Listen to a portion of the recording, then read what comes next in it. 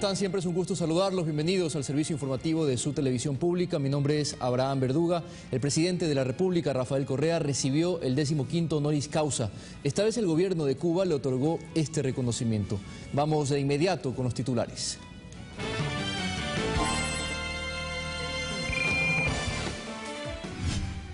La Universidad de La Habana le otorgó el 15º doctorado honoris causa al presidente del Ecuador, Rafael Correa. El presidente electo, Lenín Moreno, desarrolló varias actividades durante la semana antes de su posición oficial. Los fiscales generales de Ecuador y Colombia se reunieron para intercambiar información de los presuntos pagos de sobornos de la empresa Odebrecht. En lo internacional, la canciller de Venezuela, Delcy Rodríguez, en una reunión con diplomáticos acreditados en su país, denunció una campaña mediática contra el gobierno de Nicolás Maduro.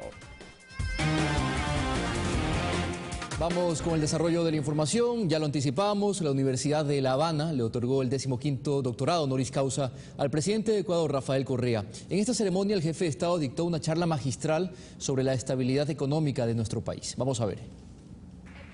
El rector de la Universidad de La Habana, Gustavo Cobreiro, entregó a nombre de este Centro de Educación Superior cubano el doctorado honoris causa en Ciencias Económicas al jefe de Estado. La Universidad de La Habana y Cuba no pueden dejar de reconocer la obra de profesionales revolucionarios comprometidos con el desarrollo de los pueblos y con la unidad de nuestra América. El político e intelectual que homenajeamos hoy es uno de esos hombres. En su charla magistral denominada Economía para el Desarrollo, la experiencia ecuatoriana, el primer mandatario no solo se refirió a temas económicos, sino también políticos, sociales y educativos. Hemos recibido la importantísima ayuda de la Universidad de La Habana. Hay cerca de 400 estudiantes de posgrado en esta universidad, muchos profesores universitarios. Habló sobre la nueva imagen de nuestro país a nivel internacional. República de oportunidades, por muchas y buenas razones. Ecuador es el país megadiverso más compacto del mundo. Dijo que Ecuador es una nación en marcha. Hoy tenemos estabilidad política, democracia plena, con soberanía. Uno de los puntos que resaltó fue el de la redistribución de la riqueza. En la década neoliberal, el crecimiento de los ingresos fue pro-rico, mientras que en el periodo de la Revolución Ciudadana fue pro-pobre.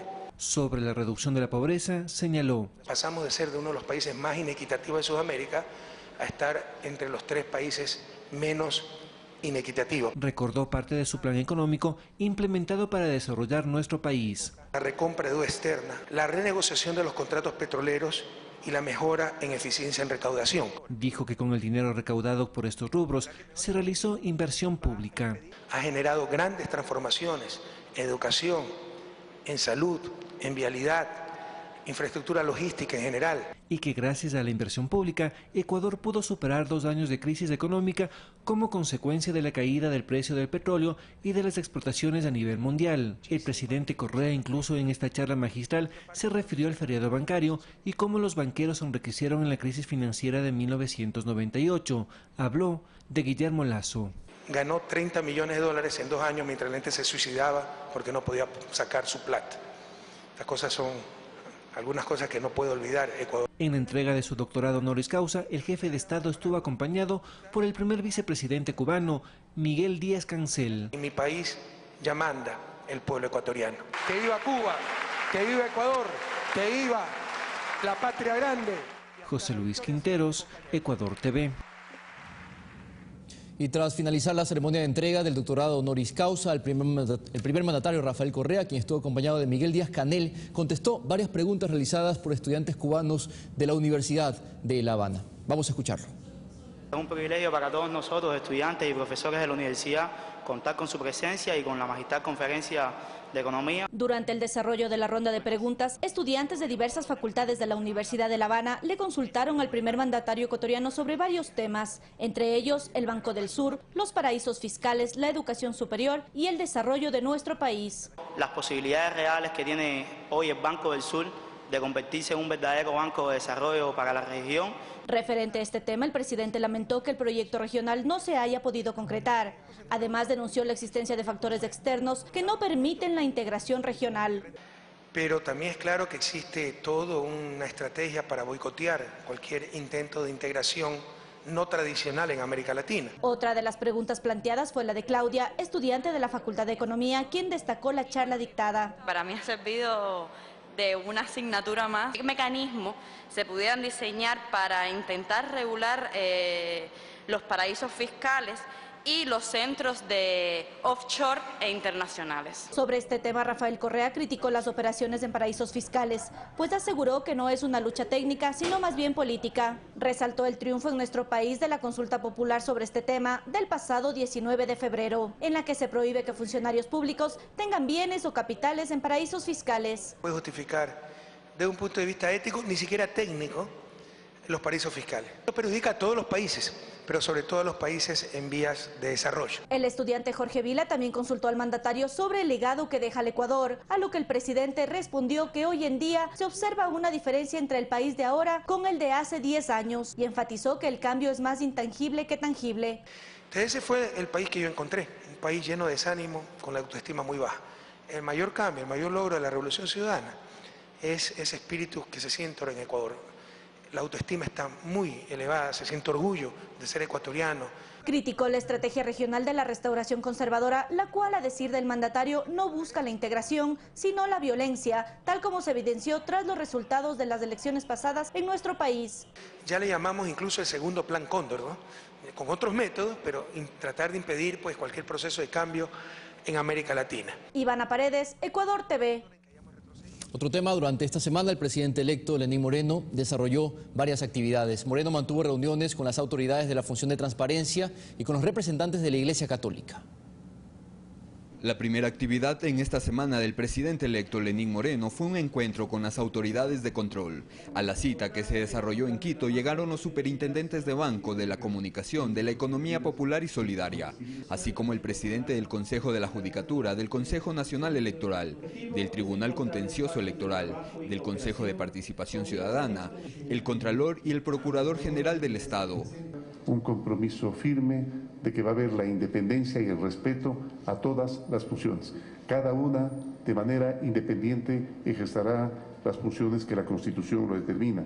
En la reunión que se desarrolló a puertas cerradas se conocieron los avances que ha tenido el país en estos últimos 10 años y los retos que debe asumir el régimen entrante. Ecuador es uno de los pocos países, tal vez en el mundo, que ya tiene desarrollados indicadores medibles de acceso a justicia e de independencia judicial a la luz del mandato de Naciones Unidas, de los objetivos denominados 2030 para el desarrollo en este milenio. En la cita, Moreno también pudo conocer en detalle las funciones que cumple cada autoridad. Mientras que el jueves, Lenín Moreno se reunió con representantes de la Conferencia Episcopal Ecuatoriana. En la cita, el mandatario entrante reiteró su compromiso por alcanzar un consenso social, impulsar la unidad nacional y trabajar por la población de atención prioritaria. El diálogo es el mayor instrumento que tenemos de reconciliación. No neguemos oportunidades a nadie para dialogar. Hay que dar ese espacio a todos los grupos, partidos, iglesias, personas, espacio para todos en el diálogo. El próximo 24 de mayo, Lenín Moreno y Jorge Glass asumirán el cargo de presidente y vicepresidente de la República respectivamente. Rodrigo Galvez, Ecuador TV. El académico e historiador Jorge Mora considera que no hay motivo para crear polémica o motivar cuestionamientos sobre la vigencia del decreto presidencial 1368, que en esencia dispuso la eliminación de una banda presidencial única. Los detalles a continuación. Este es el decreto ejecutivo 1368 que lo firmó el presidente Rafael Correa este jueves 4 de mayo. Este documento deroga el decreto 106 que fue establecido en el 2007 y que instituyó el uso de una sola banda presidencial para posteriores transiciones presidenciales. En el nuevo decreto, entre otras cosas, se estipula que es necesario que futuros presidentes de la República establezcan las normas que al respecto consideren pertinentes. El académico e historiador Jorge Mora considera que esta decisión no debe ser motivo de polémica o cuestionamientos. Primero, porque no es novedad que los presidentes deseen quedarse con la banda presidencial como recuerdo de su gestión y de tan importante cargo ejercido. Eso es normal porque es parte del patrimonio personal.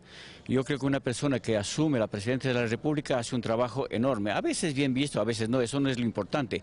Lo importante es que entrega una parte de su vida al servicio del país. Segundo, porque la banda presidencial, que es el emblema del Poder Ejecutivo, al ser colocada al mandatario electo, representa además el comienzo de la gestión de un gobierno legitimado por la Constitución y por decisión del soberano. Que quede claro, el símbolo, la banda pasa de un presidente a otro, aunque son diferentes bandas. Pensemos que son bandas hechas para cada presidente, pero la simbología, el hecho de pasar el mando, en el hecho de, si bien es cierto, la banda queda conmigo, sin embargo, se le provee otra para que esa simbología pase. Lo que le dice al Ecuador es la gran lección, que el poder ciudadano a través de la democracia pase. ¿Cómo será la patria que construimos? Además, ha trascendido que la banda presidencial, colocada al presidente Rafael Correa para su último periodo, quedará en exhibición en el Palacio de Gobierno, junto a los obsequios recibidos por el gobernante saliente durante toda su gestión. Javier Ceballos, Ecuador TV.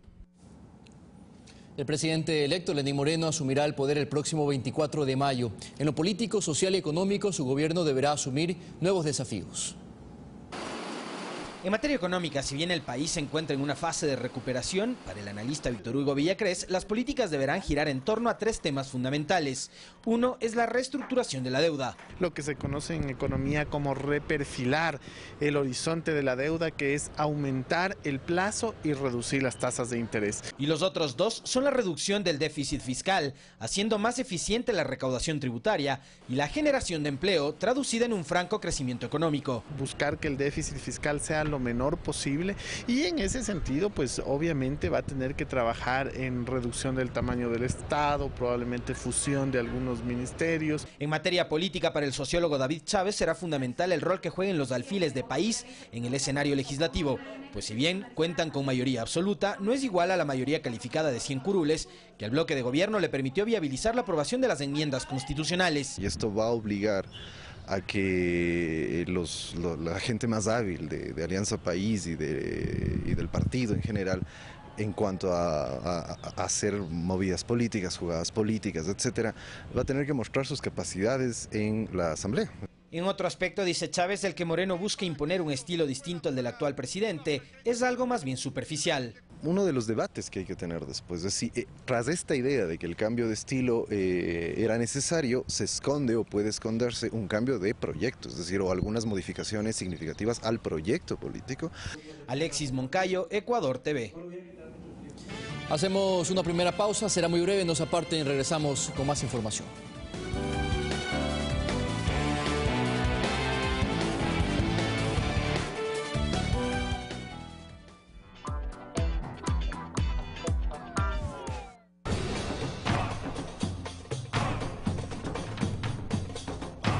Historias de vida, seres que asumen su propio destino como un desafío permanente.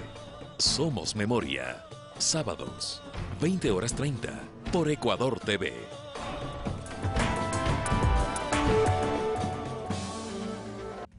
En Editogran hacemos más y lo reflejamos en nuestro trabajo diario. Más rapidez, más capacidad, más calidad, más tecnología, más efectividad, más innovación. En Editogran garantizamos soluciones gráficas gracias a nuestra maquinaria de alta tecnología, con excelentes materiales de trabajo y nuestro personal capacitado. En Editogran hacemos más.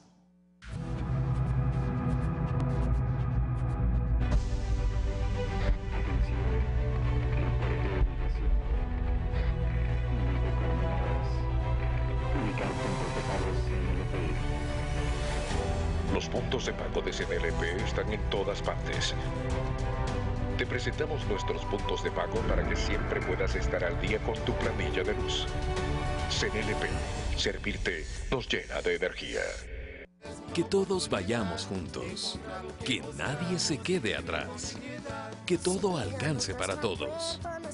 Y que a nadie le falte nada. Me gusta ayudar a la gente cuando está mal. Me gusta hablar de frente a frente con las personas, convivir con las personas. Considero que una de las cosas es la educación, el trabajar con los niños. Acuerdo para el buen vivir. Domingos 8 horas.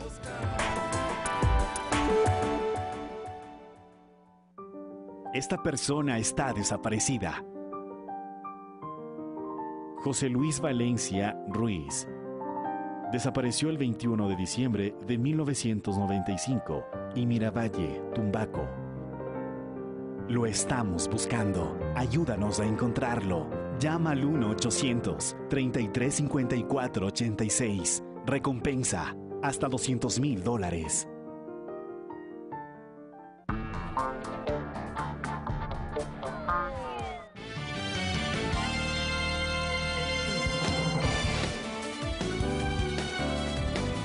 Seguimos informando. Los fiscales generales de Ecuador y Colombia se reunieron en las últimas horas para intercambiar información de los presuntos pagos de los sobornos que la empresa Odebrecht habría realizado para adjudicarse proyectos de reconstrucción en América Latina. Se trata de información que se entregó en 7 computadoras que fueron incautadas en las oficinas de la constructora brasileña Odebrecht en la ciudad de Guayaquil y Quito en el mes de diciembre del año pasado y que contenían información de procesos contractuales ejecutados en Colombia y Ecuador. La información fue analizada mediante una asistencia legal internacional que fue solicitada a la Fiscalía de Colombia, en donde se determinó que los datos contenidos tienen información de 6 contratos ejecutados por la constructora en nuestro país. La entrega de la información se realizó durante una cita con el fiscal general de la Nación de Ecuador, Galo Chiriboga, y una comitiva encabezada por el fiscal general de Colombia, Néstor Humberto Martínez, realizada este jueves en la ciudad de Quito. En total, la Fiscalía ecuatoriana entregó más de 12.000 millones de archivos que fueron procesados por la Superintendencia de Industria y Comercio de Colombia. El análisis concluyó este 4 de mayo con la entrega de más de 700.000 archivos con información de contratos ejecutados por Odebrecht en el Ecuador. El intercambio de información se da además como parte de la Declaración de Brasilia, que fue suscrito por 11 fiscales generales, que se comprometieron a la conformación de equipos de trabajo para avanzar en la investigación sobre el caso Odebrecht en cada uno de sus países. Carlos Flores, Ecuador TV. El exgerente de Petroecuador, quien se encuentra detenido desde el 16 de mayo del 2016, enfrenta su tercer juicio. Nuestra compañera Olga Velasco nos tiene un informe con más detalles. Buenas tardes. Hoy se instaló la audiencia de juzgamiento en contra de Alex Bravo, esta vez por el presunto delito de enriquecimiento ilícito. La diligencia se realizó en el Complejo Judicial Norte, a la que acudió el procesado con su abogado defensor y como parte acusadora la Fiscalía y la Procuraduría. La acusación fiscal por la que se le llamó a juicio se basa en un informe de Contraloría efectuado entre 2010 y 2016, que detectó un ingreso no justificado en el patrimonio de Bravo de más de $500.000 y en otro informe contable que detectó variación del patrimonio en más de $300.000. En la fase probatoria se presentaron 2 testigos y un perito. Además, Alex Bravo rindió su testimonio, pero de acuerdo a su derecho no respondió ninguna pregunta de fiscalía. Finalmente, el fiscal José Maldonado acusó por enriquecimiento ilícito y propuso una pena atenuada, que podría ser hasta 1/3 de la pena que le corresponda. Esto por cooperar con la justicia en otros casos vinculados a Petroecuador. Este proceso fue el primero en salir a la luz pública como parte de las investigaciones de la red de corrupción al interior de la estatal petrolera. Se inició en mayo de 2016 por el presunto delito de tráfico de influencias, pero el 10 de agosto del mismo año se reformularon los cargos y se lo acusó por enriquecimiento ilícito. En este momento, el Tribunal Penal de Pichincha, presidido por la jueza Paola Logroño, se encuentra deliberando. Se prevé que la diligencia se reinstale a partir de las 3 de la tarde. Es importante recordar que Alex Bravo ya fue sentenciado por cohecho y delincuencia organizada. Esa es la información que se desarrolla hasta el momento. Buenas tardes. Gracias a Olga Velasco por la información proporcionada. Estaremos pendientes del desarrollo de esta noticia. Esta tarde se retomará la audiencia en contra de Mauro T., ex asesor político del alcalde de Quito, Mauricio Rodas. La jueza de la Unidad de Garantías Penales dictaminará si será o no llamado a juicio por el presunto delito de defraudación tributaria. El pasado martes se realizó la audiencia preparatoria de juicio en contra de Mauro T., diligencia que se desarrolló por más de 7 horas. La fiscal Claudia Romero emitió su dictamen acusatorio en contra del procesado por la omisión de los ingresos mantenidos en los años 2014 y 2015. Esto en base a informes del Servicio de Rentas Internas y de la Unidad de Análisis Financiero. Conducta que, según indicó la fiscal, ha sido recurrente desde el año 2010. A decir del abogado del SRI, en esos años el empresario Mauro T. y ex asesor político del alcalde de Quito, Mauricio Rodas, habría percibido ingresos superiores a los 5 millones de dólares, los cuales no fueron tributados. Sobre eso, la Administración Tributaria, en uso de sus facultades, está determinando efectivamente cuál es el valor que le corresponde pagar. De su lado, Mauricio Garrido, abogado defensor del procesado, detalló que ese dinero correspondía a ventas de terrenos que fueron propiedad de la familia de su cliente. El titular de la cuenta aparece como Mauro Terán, pero esa cuenta era administrada por 2 de los hermanos de Mauro Terán, y en este sentido, el dinero que ingresaba a esa cuenta se distribuía en partes iguales a los 2 hermanos. No fueron declarados y pagados en su oportuno momento. En este caso, el expediente tiene 65 cuerpos, más de 6.700 fojas, que son analizados por la jueza de la Unidad de Garantías Penales, María Elena Lara, quien reinstalará la audiencia hoy a las 14:30 en el Complejo Judicial Norte. Diligencia en la cual tiene previsto anunciar si Mauro T. será o no llamado a juicio. Este caso de defraudación tributaria se procesa según el artículo 298 del Código Orgánico Integral Penal, que determina una pena de hasta 7 años de cárcel. Olga Velasco, Ecuador TV.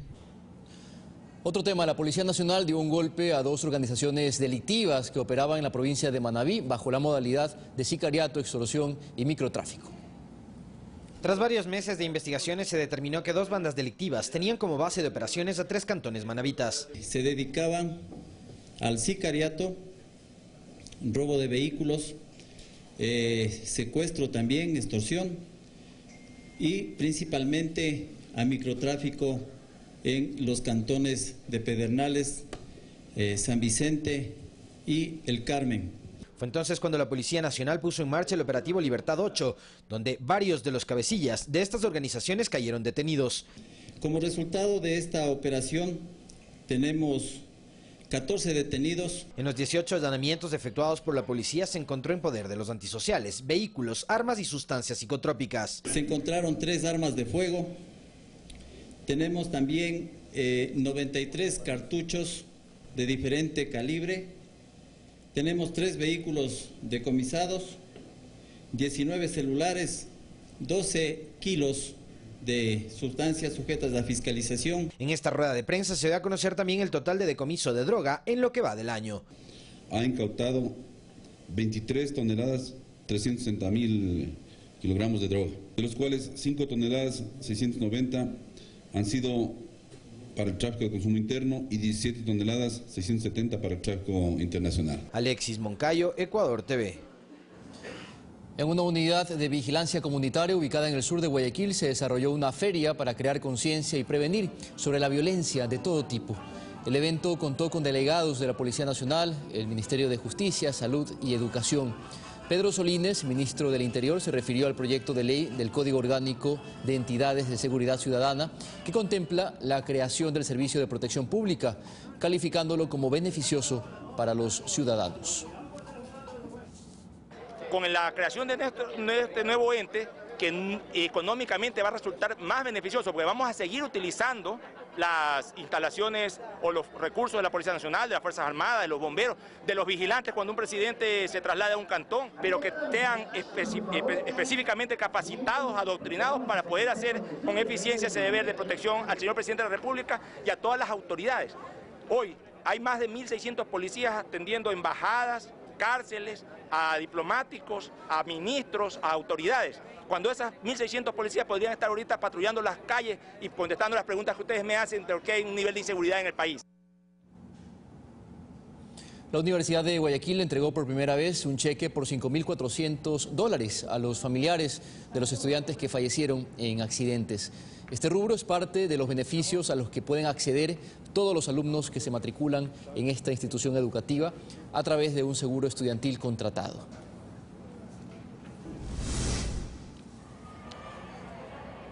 Otro tema por el Día Mundial de la Higiene de Manos, que se recuerda cada 5 de mayo en varios centros médicos de Guayaquil.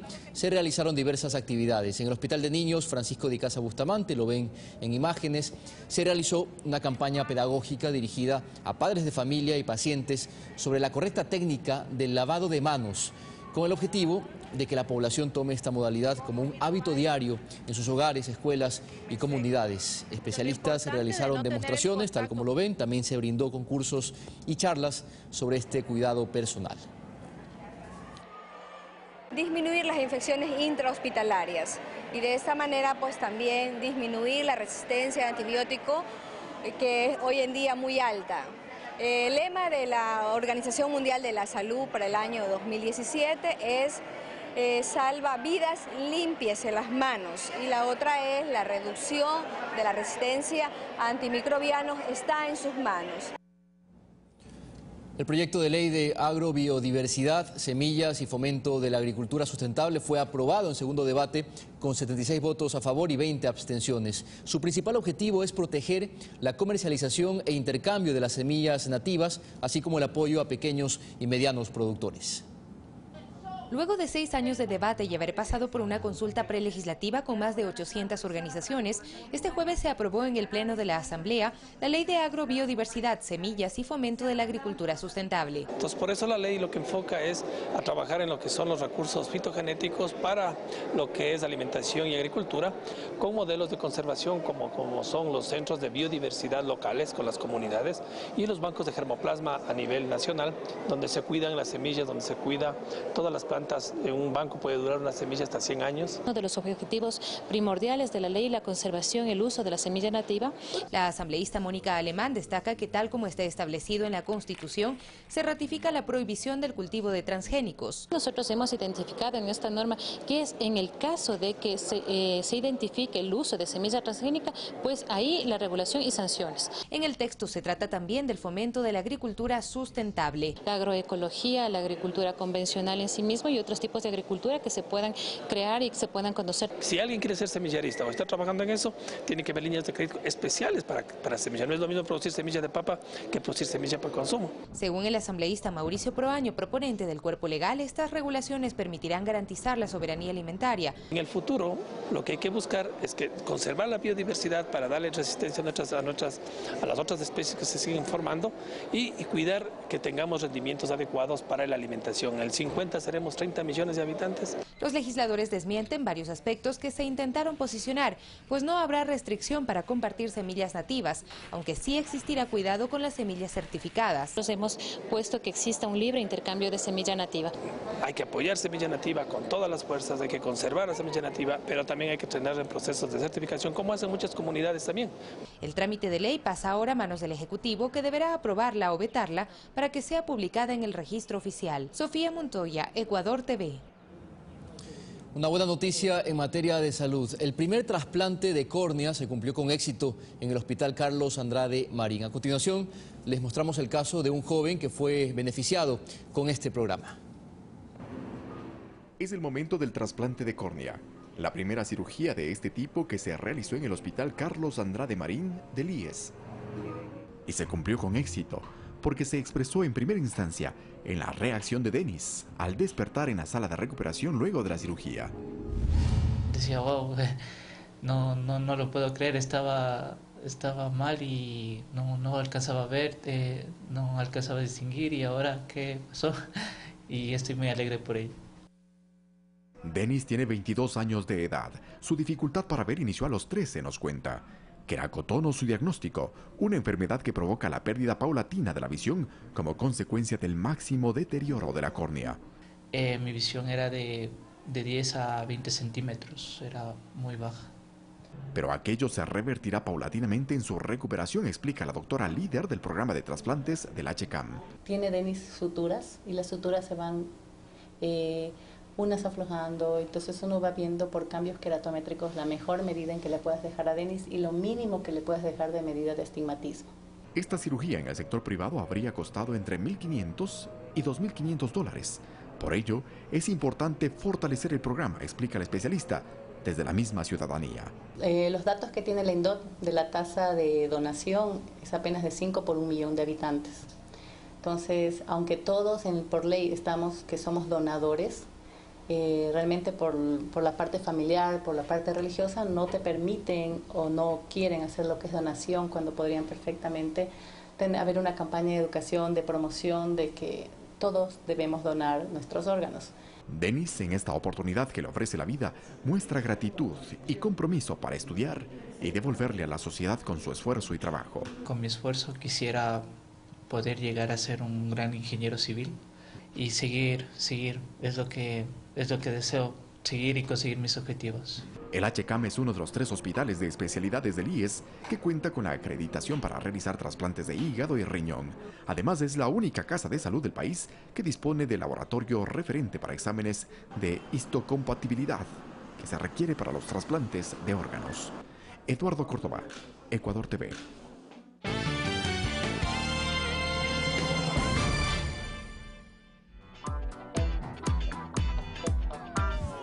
La parroquia Santa Rosa de Ambato es sinónimo de trabajo, progreso y solidaridad, donde su gente mantiene vivas sus costumbres y tradiciones. Nos sentimos muy orgullosos de tener esta historia que es el pan de Santa Rosa, que tiene mucha trayectoria en la vida misma, en la esencia misma de la cultura.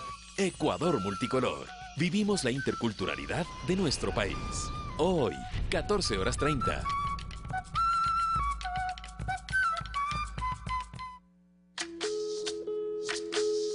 Todo lo que le pasa a Latinoamérica nos pasa a todos.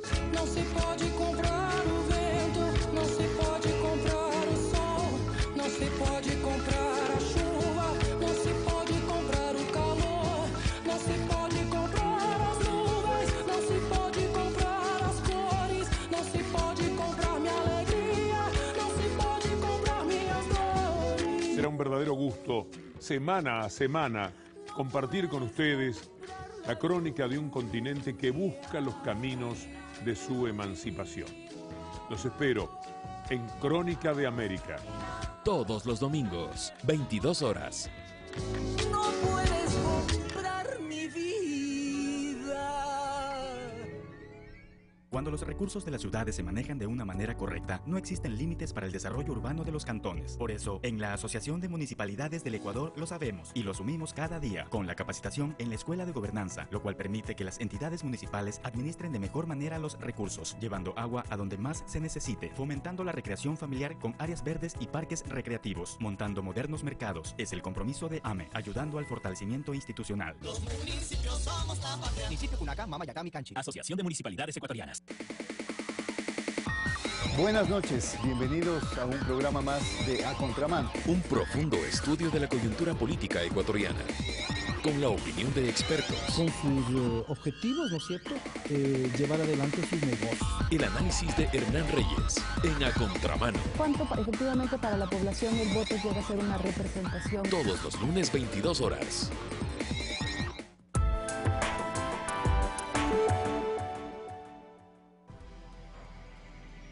Buscamos los hechos noticiosos más destacados durante los últimos 7 días y lo que dijeron importantes actores políticos en nuestros programas de opinión. Se los llevamos hasta sus pantallas en las voces de la semana. Este y todos los viernes desde las 22 horas y su reprise los domingos a las 12:30. Aquí en Ecuador TV. Los esperamos.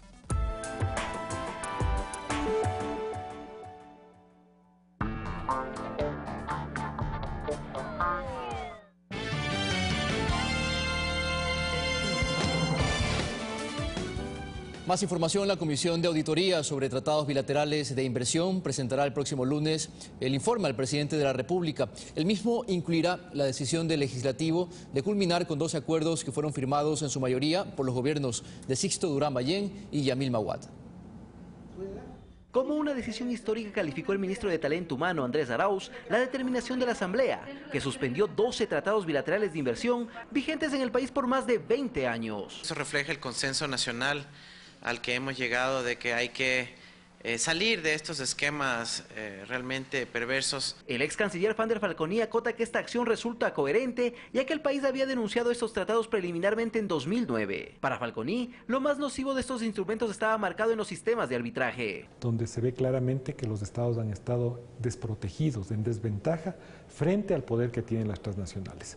Lo que se busca ahora es que se resuelva dentro de un sistema mucho más armónico y justo. Desde el sector empresarial también se respalda la medida. Para Cristian Cisneros, presidente de la Cámara de la Pequeña y Mediana Industria, CAPEIPI, más fueron los egresos y afectaciones que dejaron que el dinero que se logró a través de los TBI. Es decir, hay una balanza que sigue siendo cuestionable, lo uno.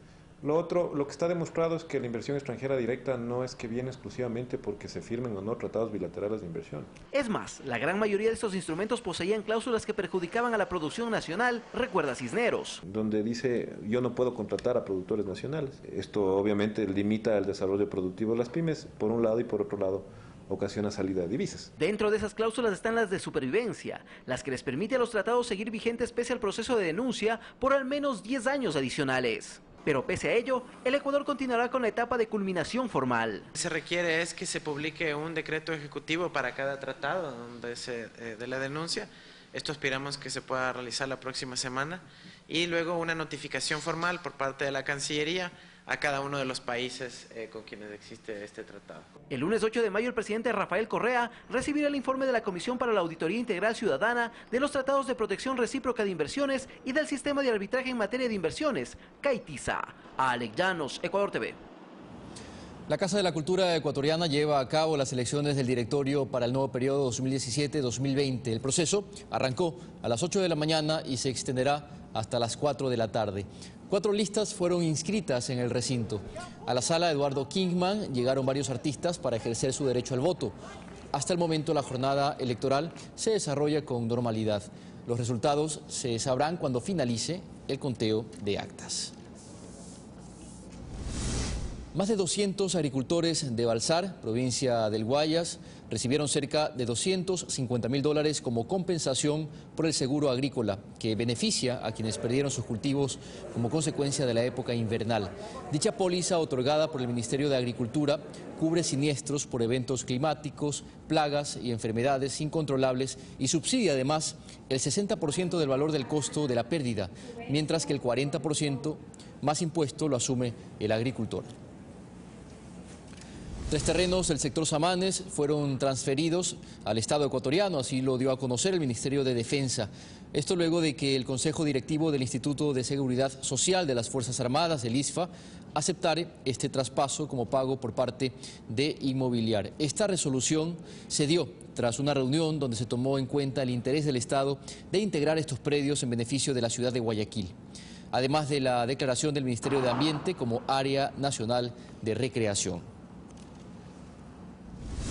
Del 10 al 13 de mayo se llevará a cabo el primer curso internacional de educación continua en laboratorio clínico y gestión de calidad.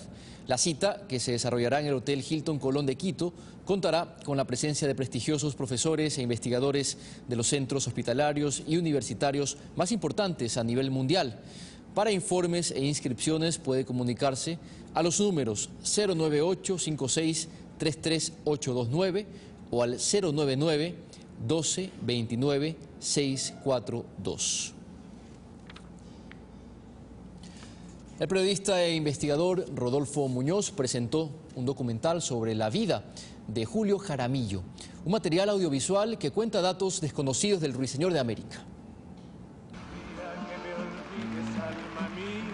Si yo muero primero, es la propuesta audiovisual de Rodolfo Muñoz sobre Julio Jaramillo Laurido. Se trata de un documental que refleja una investigación de alrededor de 4 años en países como México, Uruguay, Argentina, Venezuela y por supuesto Ecuador. Puesto que uno de los rubros importantes de la música de Julio Jaramillo es el tango. ¿No? Es el tango con un estilo propio, un estilo de bolero que él impuso. En el mismo se repasa la obra musical del Ruiseñor de América, su vida y aquellos detalles nunca conocidos que lo posicionan como todo un ídolo continental, señala el director de fotografía Nacho Muñoz. Hacíamos encuestas en la calle, van a ver en el documental, encontramos a una chica que le habían puesto el nombre por una canción de Julio Jaramillo, ¿no? Que simplemente fue cuestión de parar a una persona y preguntarle. En Medellín. Es por ello que para el músico Paco Godoy, lo que se muestra en Si yo muero primero va mucho más allá de lo que siempre se ha presentado sobre el popular JJ. Sino él trasciende porque él tenía una memoria privilegiada para memorizar 5.000 canciones que las tenía en su repertorio para adaptarse a los diferentes géneros de cada uno de los países que visitaba. En pocas palabras, un objetivo cumplido para el realizador del documental, quien considera su trabajo audiovisual como un homenaje para este emblema musical de Ecuador y el mundo. Julio Jaramillo es un personaje que no ha sido suficientemente valorado en nuestro país. Yo creo que él es uno de aquellos que no ha sido profeta en su propia tierra. En un momento dado de su carrera, ciertas élites lo menospreciaban, dado su origen. Él es un hombre humilde, proviene de ancestros jamaiquinos. Si yo muero primero, será parte de la 16ª edición del Festival Encuentros del Otro Cine EDOC y posteriormente será exhibido en el Max Cine de Guayaquil y en el Incine de Quito el próximo 20 de mayo. Alex Llanos, Ecuador TV.